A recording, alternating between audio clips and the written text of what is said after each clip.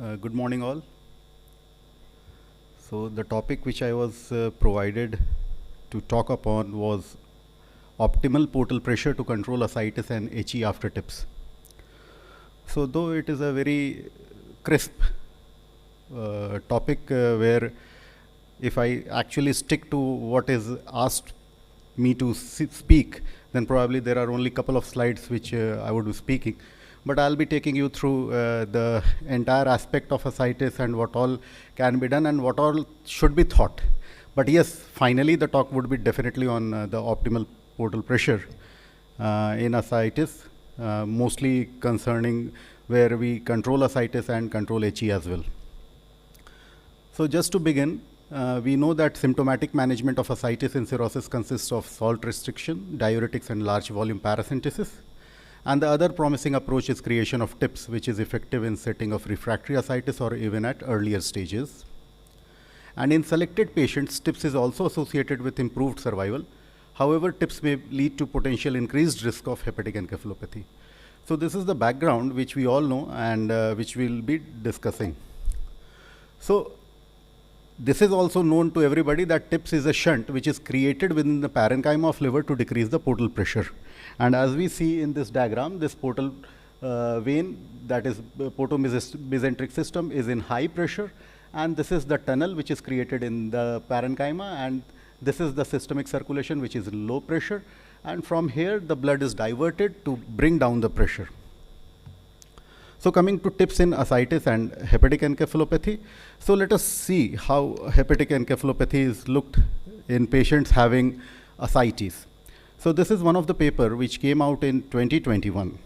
And they said that pre-TIPS hepatic encephalopathy did not predispose patients for increased mortality or increased risk of hepatic encephalopathy within 60 days or increased risk of hospital admission for HE within 6 months. So if we go by this paper, then probably HE, if you get a history of HE, that is not important.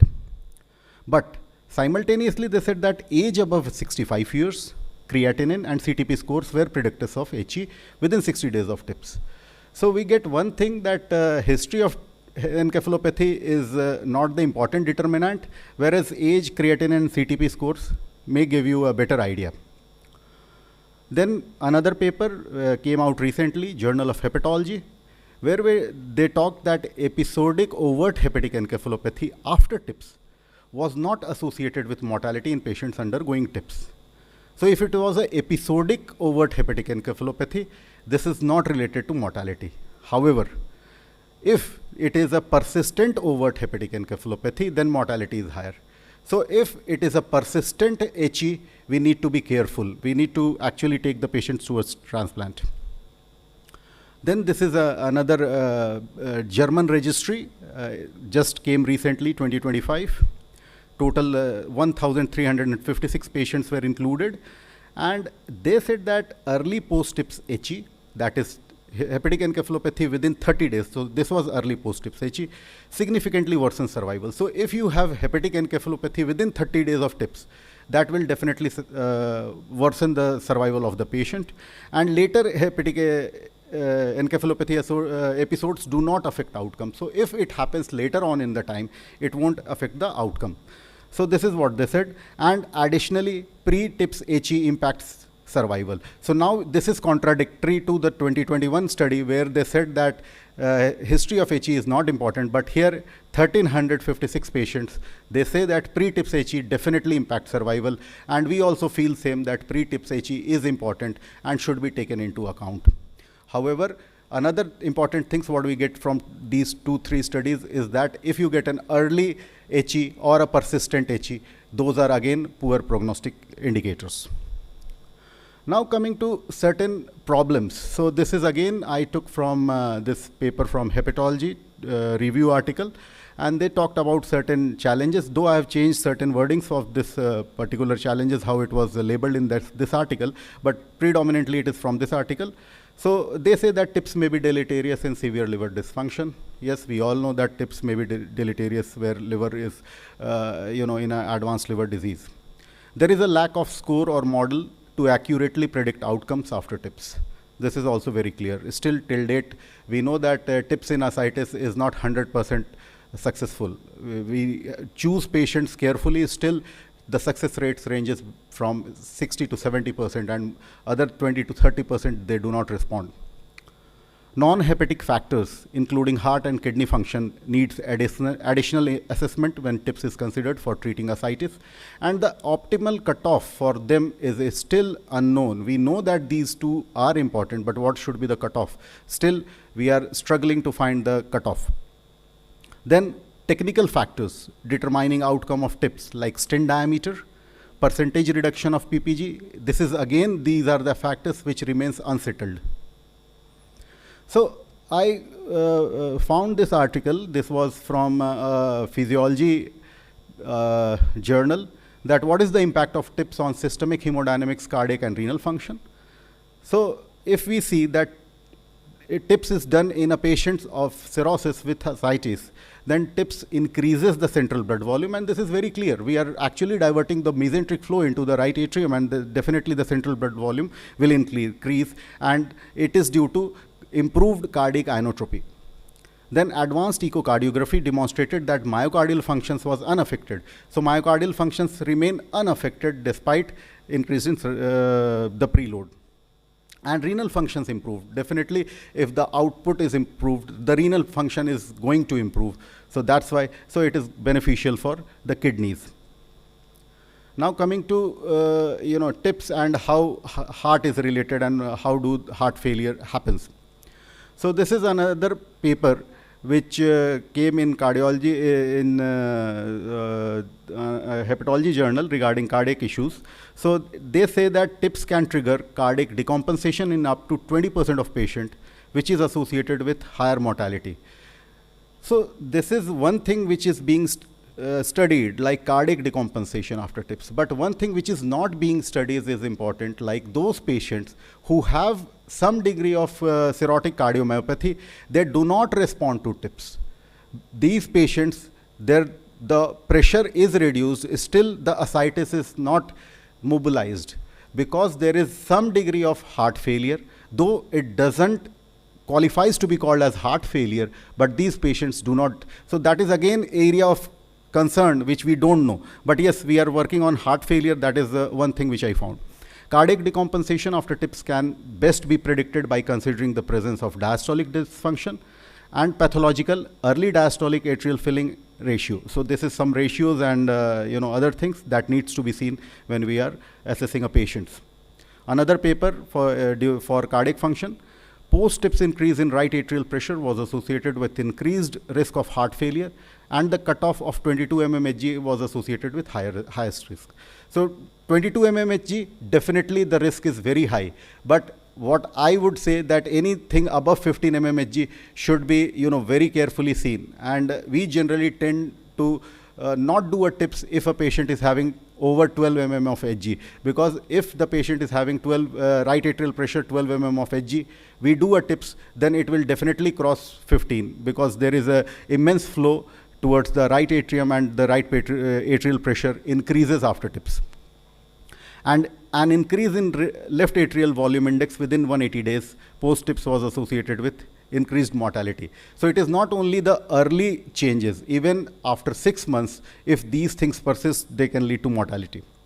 And this is one guideline which I found, which was published in 2020, which actually talks about cardiac assessment. So other ASLD guidelines I couldn't see, but they say that 12-lead ECG, NT-proBNP, and echocardiography should routinely be done. So NT-proBNP we are doing, but not in 100% of the patient, but as per this guideline, I think it should be done. TIPS in CKD. Again, there are certain articles which talks how kidney function and impact on renal functions. TIPS led to an early, substantial and persistent improvement in renal function in patients with HRS-CKD, irrespective of their baseline CKD stage. So this is one of the articles which says that it has a beneficial effect, and TIPS leads to remarkable improvement in the control of ascites in all CKD stages. So this says that irrespective of their baseline CKD stage, it is helping, and even the ascites is being mobilized. But simultaneously there are other papers which doesn't feel so. So this was another paper which analyzed 5,511 patients, and 248 had advanced CKD. And they compared both the groups, patients with CKD and without CKD. And advanced CKD patients undergoing TIPS are at higher risk of mortality and AKI compared to patients without CKD. So if we see the outcome, the natural history of patients with CKD and then compare, then probably we may have some idea. But if we compare with the normal patients, other patients who don't have the kidney disease, these patients definitely have a worse prognosis. Now coming to another factor. So heart, kidney we have discussed. Now coming to portal pressure gradient. So what is the status? So current guidelines suggest reducing portal pressure gradient below 12 millimeter of mercury or by more than 50% after the TIPS procedure. And this is considered the hemodynamic success. And we have been studying this, and all the guidelines for last 2 decades, they talk the same thing. 12 mmHg or any reduction by 20 to 50%, this is what we are talking. And interestingly, this cutoff is primarily used to treat patients with variceal bleed. So that is very important. What we have been talking is for one particular thing is variceal bleed, and this is not true for ascites. So we should have something for ascites. So there is a lack of consensus on optimal post-TIPS PPG for controlling ascites, refractory or recurrent ascites. So there is another paper which came in Journal of Hepatology very recently. So they talked about optimal measurement timing. So one thing, when should this PPG should be measured and what it should be. So they said that PPG obtained immediately after TIPS was not representative of PPG value measured later. So you do a TIPS, immediately you measure a PPG, probably it doesn't signify the correct outcome of those patients. It is unable to give you the correct outcome. But PPG values obtained after 24 hours of TIPS accurately predicts the risk of portal hypertension complications and hepatic encephalopathy. So this is another concept, and many times I hear the Barcelona group, they also say the same thing, that any PPG which is done after TIPS, immediately after TIPS, is not the correct depiction, and probably you should wait for some more time, maybe 12 to 24 hours, and then you should take a PPG again. However, what should be the PPG? So for variceal bleed, an early PPG of 11 to 14 mmHg or 20 to 50% relative reduction from baseline PPG appears to be optimal target. So now things are, dust is settling. We know that if it is a bleed, if you reduce by 20 to 50% from the baseline, or you reach the PPG of 11 to 14 millimeter, not exactly the magic figure of 12, even if you reach by 14, probably it helps. Now coming to stent diameter, and again it is TIPS in ascites and stent diameter. So let's dig up the data, a bit of history. 2010. So this was one RCT which was started maybe 2008 and published in 2010 in Journal of Hepatology from Europe, Italian group. And this RCT comparing 8 mm versus 10 mm covered TIPS for refractory ascites. This had to be stopped early. So they didn't even complete the RCT. And they said that those patients who received 8 mm TIPS had worse control of ascites. So they didn't even wait to see how these patients, so such was the reluctance to look how 8 mm TIPS was behaving, and it was just stopped, and this was published in Journal of Hepatology. 2010 to 2017, another paper, 2000, again comparing clinical outcomes using 8 to 10 mm PTFE covered stent. So this was a retrospective study, 171 patients having 10 or 8 mm TIPS for refractory ascites reported a higher post-TIPS PPG and greater need for long-term paracentesis with 8 mm. So similar. So still the concept was very much similar. 8 mm TIPS is not helping in patients with ascites with similar encephalopathy. So this also added that encephalopathy rates were similar 8 as well as 10 mm. Now coming to another registry coming from Germany in 2019. So this is this report from Germany registry of 185 patients. Most of these patients had tips for refractory ascites. They described a prolonged survival with 8 stents. So this is one paper which said that 8 tips is associated with prolonged survival. Now coming to one of the meta-analysis, which compared 8 versus 10 stents. So it was, this meta-analysis consisted of 5 studies, 489 patients. The pooled hazard ratio for post-TIPS HE was significantly lower in patients with 8 stents than 10 stent. The combined hazards ratio for post-TIPS rebleeding need for paracentesis was significantly higher in patients with 8 stents than 10 stents. So because of smaller sizes, the chances of rebleeding need for paracentesis remains slightly higher in 8 stents, but no significant difference was seen in overall survival between 8 and 10 stent group. So now we say that survival is similar. Even if there is some rebleeding or there is a need for paracentesis, survival is similar. So if HE is decreased, survival is similar, then probably 8 may also be done. So this is what we understand from this paper. Now coming to our own data, this paper has just got accepted, and maybe in 1 month or so we'll find it in PubMed. So this was TIPS related, this is from Vritika, TIPS related HE in cirrhotics with refractory ascites, incidence of and correlation with TIPS stent diameter and pre-TIPS sarcopenia. We assessed 535 patients for eligibility and finally found 282 to be eligible. And we compared those patients who developed post-TIPS HE and those who didn't.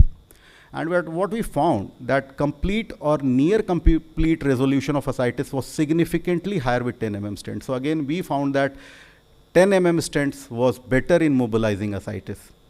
However, the incidence of HE is higher in 10 as compared to 8 Though it was non-significant, but we know clearly that 10 stents definitely leads to a higher encephalopathy.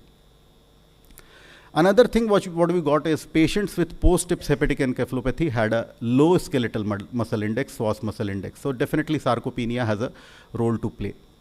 And SWAS muscle index, SWAS muscle attenuation, and history of prior HE as well as MELD were identified as independent predictors for hepatic encephalopathy. And a model was devised based on these parameters with a predictive value of 71.3%. So TIPS, 10 TIPS stent was associated with better ascites control at a cost of increased HE. And definitely sarcopenia has a role to play, and if patient is sarcopenic, the chances of hepatic encephalopathy remains very high. Then coming to the exact question, optimal PPG after TIPS in ascites. So this was the topic which I was given. So I found a paper just released, Hepatology 2025, maybe a month ago. And what they found, that if there is a less than 60% reduction in PPG, so there is no HE. However, ascites is also not controlled. And if you see here, PPG reduction, less than 60%. So there is no HE. However, ascites, you need to tackle ascites and you have to do paracentesis time and again. But if PPG reduction is from 60 to 80% of the baseline, you have good outcomes for both. The HE rates are similar, good. You don't have a higher HE rates, whereas the ascites control is also good. If PPG reduction is more than 80%, so if you reduce it significantly, then the HE rates go up. Ascites is definitely well controlled, but HE is important thing which we need to see, that if you reduce pressure more than 80%, then HE rates goes up. Then another similar paper which was published in Hepatology International, and they talked about optimal threshold of portal pressure gradient for patients with ascites after cover TIPS, and this was a multi-center cohort. And what they found, that post-TIPS PPG of less than 7 mmHg as a risk factor for liver related. So if you decrease the portal pressure more than 7, then that is again associated with liver related risk. And post-TIPS PPG of more than 11 mmHg as a risk factor for recurrence of ascites. So if it is more than 11, then ascites recurrence is high. So with this, they concluded that post-TIPS PPG of 7 to 11 mmHg significantly improved the survival and ascites control. So again, we are coming like in bleed, we had 11 to 14. For ascites, we have 7 to 11. So definitely there are two ranges of pressure which we need to tackle and see. So this is again paper which has just been analyzed by Mohit. It will be presented on Thursday. So Mohit compared 6 mm versus 8 mm and 10 mm tips, and I also asked him to analyze for the optimal pressure, because we had 3 stent diameters, and probably this was the best chance for us to see our patients how they did in our patient. So we saw that of 807 patients which underwent tips, the 388 were patients were eligible for analysis. 27 patients had 6 mm tips, and only 20 of them had could be analyzed because 7 were lost to follow-up. And finally, we did a propensity score matching for 6 versus 8 versus 10 mm as 1:2:2. So 20 patients in 6 mm, 40 patients in 8 mm, and 40 patients in 10 mm group. And then specifically talking about this particular, like what should be the pressures, what we got through ROC analysis was that post-TIPS PPG of more than 9 mmHg was associated with higher ascites recurrence. So wherever if PPG was more than 9 mm, the ascites recurrence was high. Post-TIPS PPG of more than 11 mm was associated with higher mortality. Post-TIPS PPG of less than 7 mm was associated with higher HE rates. So best post-TIPS PPG control was observed with 10 mm stents, followed by 8 mm stents, with poor post-TIPS PPG control with 6 mm stents. So let us talk about alternative to TIPS if TIPS is not feasible. Suppose after having gone through so many literature and we understand that some patients may not benefit, then what are the possibilities? So this is one interesting case report which came out in 2021, hepatology, proximal splenic artery embolization to treat refractory ascites in patients with cirrhosis.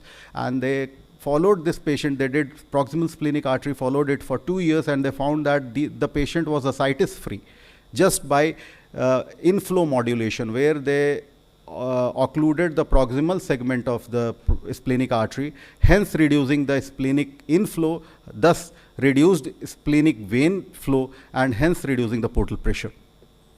Another paper from the same concept, proximal splenic artery embolization for treatment of refractory ascites. This was a single center experience of 10 patients. And if in this particular image, you can understand that this is the splenic artery where the flow, if the flow is great, it is going into the splenic parenchyma, and flow is coming into the splenic vein, back to splenic vein. But if you just occlude the splenic artery over here, this flow significantly reduces. But the spleen recruits supply, the arterial supply, through small collateral. So spleen necrosis is not happening. There is no ischemia, no necrosis. But the outflow decreases, and hence there is a reduction in, so it is like splenic artery ligation, what surgeons do. So in this single center retrospective study of 10 patients, proximal splenic artery embolization significantly reduced the need for large volume paracentesis sessions and ascitic fluid drainage over 12 months period. So these are the two data which we have for proximal splenic artery embolization. And this is the editorial we just wrote, because I have been presenting this role of proximal splenic artery embolization, and we have done almost 7-8 patients we have also treated, and we find that this is useful in some patients who are not eligible for TIPS, and this is how it is done. And if you see, this is the splenic artery. We go deep into it. Just before splenic hilum, we place a vascular plug or bunch of coils, and then this is how it looks, and it doesn't cause any ischemia or necrosis. Now going a step forward, small diameters combined with splenic artery embolization. So can we do that? So yes, somebody studied. So what they found, that 10 millimeter tips was associated with worse encephalopathy. We all know that. But 8 mm tips with splenic embolization may improve ascites control without increasing the incidence of encephalopathy. So suppose 8 mm tips is unable to reduce the pressure to an optimal level what you want. So you can augment it with doing a proximal splenic artery embolization. So if you combine two procedures, probably you will get the same results what you were getting with 10 millimeter stent. So with this, I'll come to the summary slide. So there were certain questions like what is the optimal PPG for to control ascites and HE? We found that 7 to 11 mm Hg is the most promising PPG range. How to achieve PPG of 7 to 11 mm Hg? Patients with preserved liver functions and muscle mass undergoing early tips should get 10 mm tips with 8 mm dilatation. So, those patients who have preserved liver functions and a good muscle mass, they should get a 10 mm stent, though we can under-dilate it by 8 mm, so that if needed, we can further dilate it up to 10 millimeter.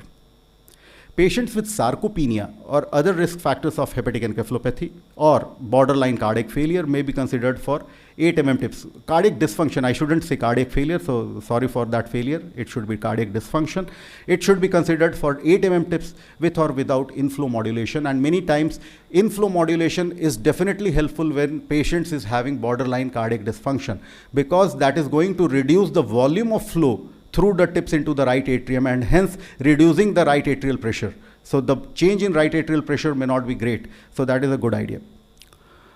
So what are the options for patients not fit for tips? So inflow modulation, proximal splenic artery embolization is one of them. And if that is also not possible, then definitely indwelling peritoneal catheters are available, which can enable ascites drainage at home on demand. So with this, I come to the conclusion slide. So what we understand that sarcopenia and age above 65 years are important determinant for post-tips HE. Thus, wherever possible, patients should be considered for an early tips, so that we don't reach this 65 years or patient is after multiple LVP, they get into sarcopenia where HE becomes a problem. For effective control of ascites, the target PPG should be 7 to 11 mm Hg or 60 to 70% reduction. Though that paper said 60 to 80%, but when I saw my data, I didn't agree with that 80%. Even 80% is too high. So it should be 60 to 70% reduction in the baseline PPG. 6 mm tips is ineffective in controlling ascites. That is what we understand by the data what is available by today. In future, if we can augment it with proximal splenic artery or we can add some other things, maybe that may be helpful. Inflow modulation may be considered alone or in combination with tips in patients with advanced liver disease. Thank you so much for your patient hearing.